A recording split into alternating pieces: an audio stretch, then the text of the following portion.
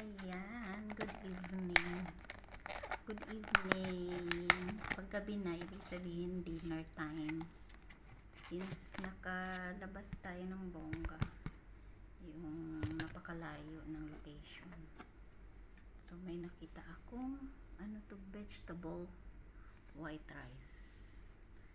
Ano ba? Puting kanin, tapos may mga gulay-gulay. Yun, vegetable rice. Ito ay nasa halagang 30 pesos.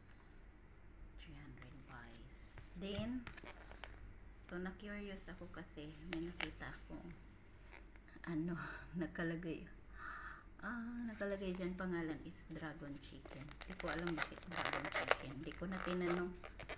Baka magpaliwanag pa ng bongga sa akin. So, malalaman natin kung bakit siya pinangalanan na dragon chicken. Para siyang escabeche na may mga bell pepper. Ang pangalan niya, dragon chicken. So, yan yung ating food for tonight. Kasi yesterday, hindi ako nag-rice. So, ngayon nag-rice tayo. Ako. Tikman natin ang ating ano siya?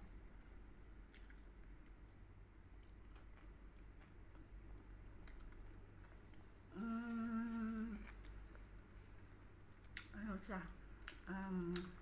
7 out of 10. Chara. Naubos mo bang fish biryani? Hindi. Tinake away ko yun. Tapos pagdating sa bahay, yung isda lang nakain ko. Grabe ko bundok. Siguro ano na yun, serving na yun is good for 3. Ganyan sila mag-serve ng maraming bell pepper.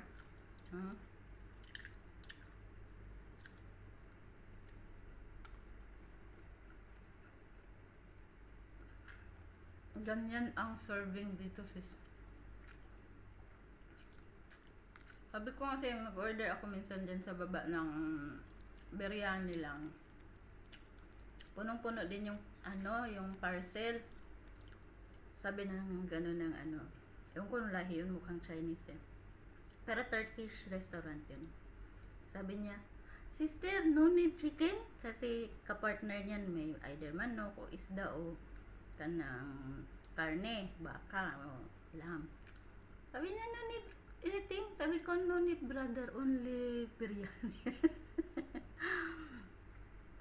Kasi may ulam ako nun eh, may adobo ako nun. Tapos hindi kasi ako bumibiling jasmine. Wala na akong bigas, basmati yung binibili ko.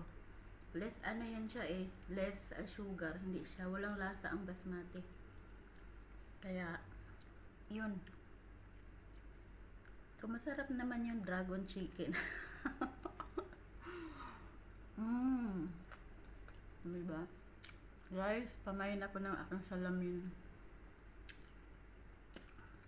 Tsaka ng sombrero. Na gustong mag-mine,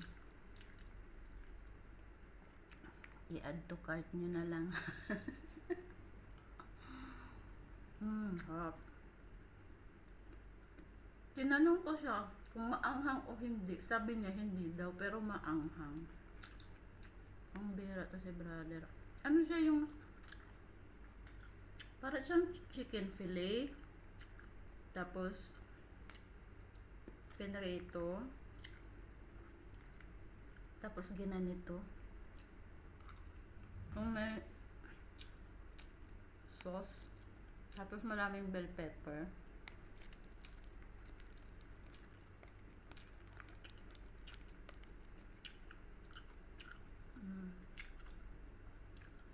Thank you guys for watching. Sana nabusog din kayo. Kain ang lahat. Guys, huwag kayong magpagutom. Hanggat maaari is kumain. Pero balanse lang. Good night.